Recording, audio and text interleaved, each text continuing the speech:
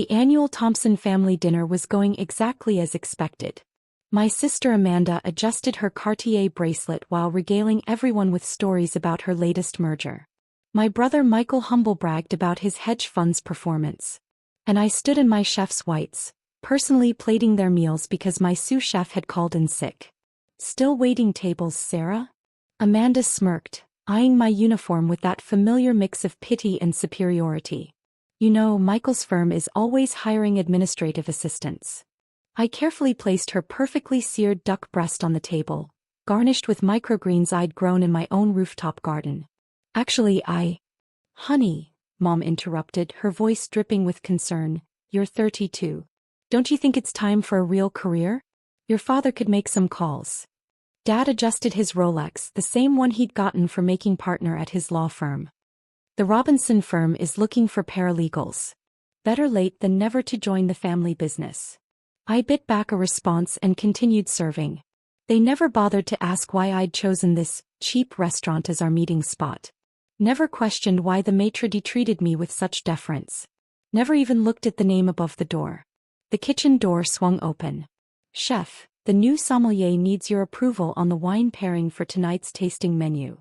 Amanda nearly choked on her duck. "Chef." Before I could respond, another figure entered the dining room. The entire restaurant fell silent. "Bloody hell, Sarah, there you are." Gordon Ramsay's distinctive voice carried across the space. "Just got off the phone with Jean-Luc. Your restaurant empire is expanding to Paris. They're practically begging for your signature on the contract." My father's fork clattered to his plate. "Restaurant empire?" Gordon clasped my shoulder. "Your daughter's the most innovative chef I've seen in decades. 3 Michelin stars in 2 years? Bloody brilliant." 3 Michelin. Michael's voice went weak. "Speaking of which," Gordon continued, "that duck breast technique you developed? Changed the game. Mind if I use it in my London location?" Amanda's Cartier bracelet clinked against her water glass as her hand trembled. "You're asking her permission?" I smiled, savoring the moment like a perfectly aged wine. "The technique is yours, Gordon. Just credit Thompson Culinary Innovations on the menu." "Thompson." Mom's eyes finally drifted to the elegant sign above the kitchen. "This is your restaurant." "This one is," I agreed. "Along with the others in New York, Tokyo, and soon Paris." "But you never said." Dad's legal training failed him as words escaped. "You never asked." I nodded to my staff. "Please ensure my family receives the full tasting menu. The one that earned us our 3rd star. Gordon, shall we discuss the Paris location?" "Lead the way, chef." As we headed toward my office, I heard Amanda's shaky whisper, "How much does a 3-star Michelin restaurant make?" Michael's response was equally stunned, "More than my entire hedge fund." Sometimes the best revenge isn't served cold. It's served with perfect plating and a side of Michelin stars. I led Gordon through my state-of-the-art kitchen, where my team of 30 elite chefs worked with military precision. The gleaming copper pots, imported from France, hung above custom induction ranges that cost more than my sister's Mercedes. Every surface sparkled under professional lighting designed to make food look as extraordinary as it tasted. "Your wine cellar expansion is bloody brilliant," Gordon commented, nodding at the digital inventory system I'd pioneered. "Converting that old bank vault into temperature-controlled storage? Genius." Through the kitchen's observation window, I could see my family still frozen at their table, smartphones out, frantically Googling my name. Mom's perfectly maintained composure cracked as headlines probably filled her screen.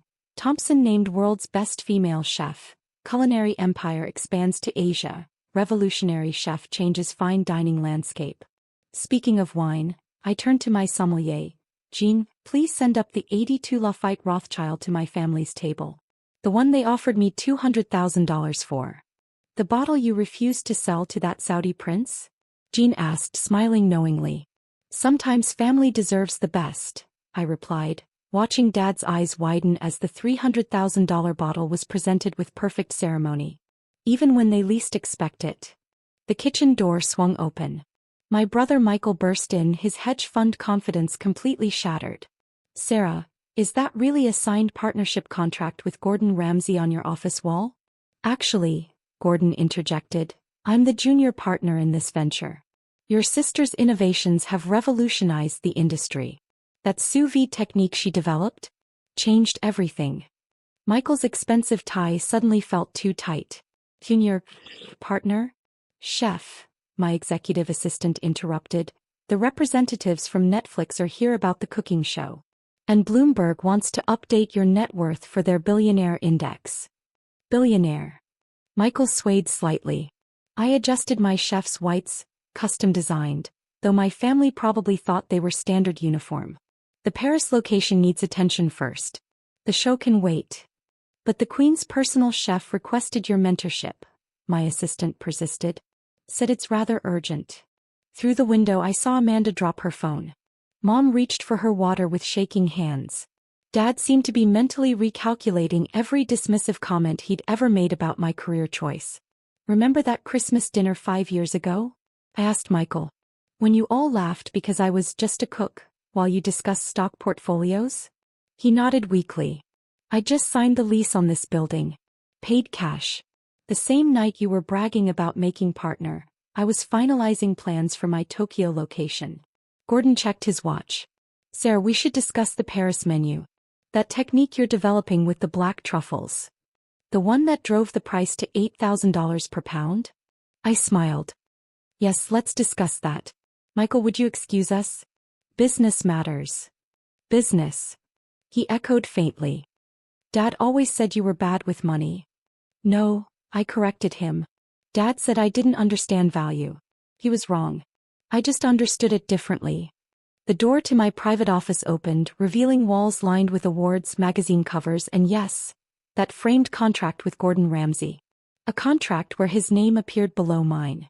Chef, my assistant called again. The Emirates royal family is on line 1 about their private dinner request.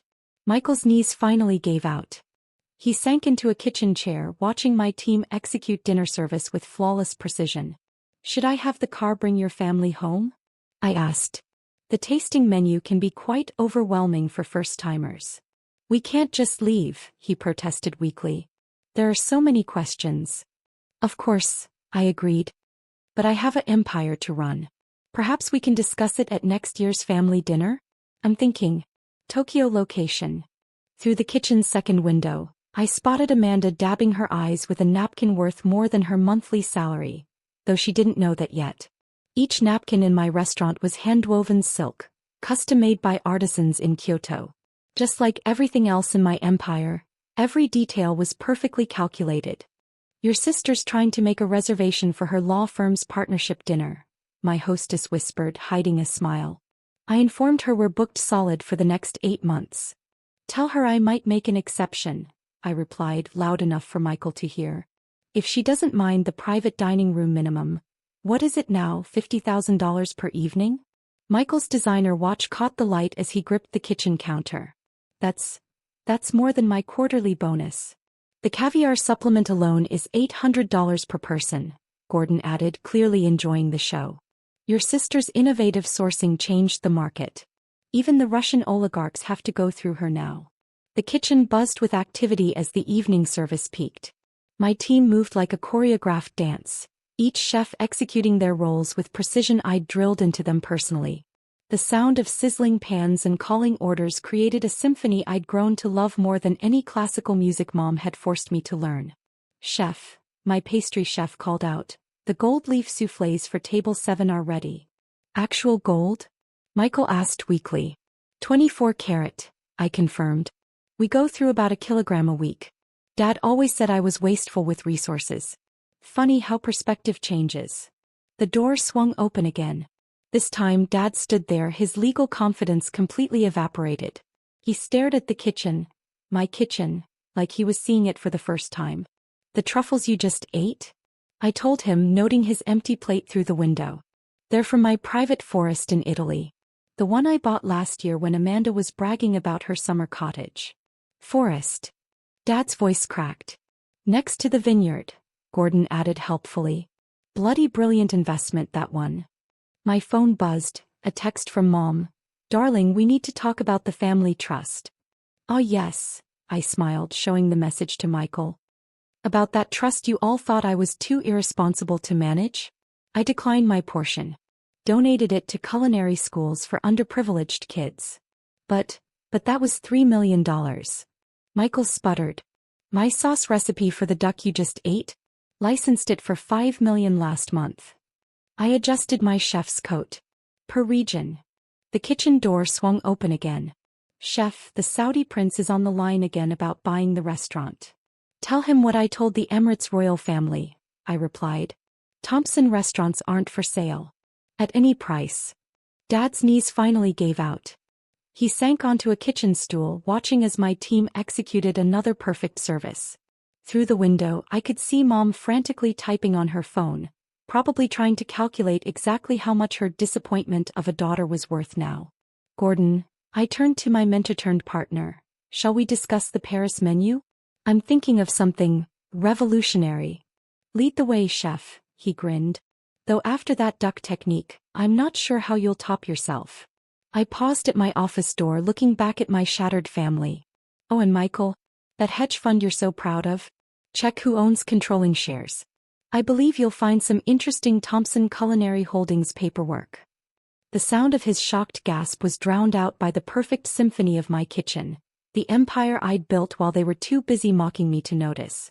The next morning, my family arrived at the restaurant before opening hours, exactly as I'd expected. They'd probably spent the night Googling my empire, calculating my worth, and realizing just how monumentally they'd misjudged their wayward daughter. I watched them through my office's one-way glass. Mom in a different designer outfit, Dad clutching a folder of what looked like investment proposals, Amanda and Michael both trying to hide their desperation behind forced smiles. Your family's here, my assistant noted, bringing in my morning reports. Again. How many messages did they leave overnight? 47 calls, 93 texts, and Amanda tried to connect on LinkedIn. She paused. She also updated her profile to mention you're her sister. I sipped my $900 Japanese coffee, beans harvested by monks under moonlight. And the press. Forbes wants an exclusive on your net worth. Bloomberg's running a special on your empire. Oh, and Dragon's Den called. They want you as their first trillion-dollar guest judge. The morning sun caught the edge of my newest acquisition contract. The one about to shake the culinary world to its core. Below, my family shifted nervously in the empty restaurant, surrounded by evidence of my success. Each chair worth more than their monthly mortgage payments. Should I let them up? My assistant asked. Not yet. Let's wait for the morning news. Right on cue, the restaurant's hidden screens flickered to life with breaking news. Thompson Culinary Holdings acquires global luxury restaurant group for $8.2 billion. Dad's investment folder slipped from his fingers. Michael's phone clattered to the marble floor. That's Amanda's voice carried through the security feed. That's the parent company of all our favorite restaurants. Including, I finally spoke, stepping out of the elevator, that overpriced steakhouse where you all celebrated Michael's promotion last month. The one where you toasted to real careers and proper success.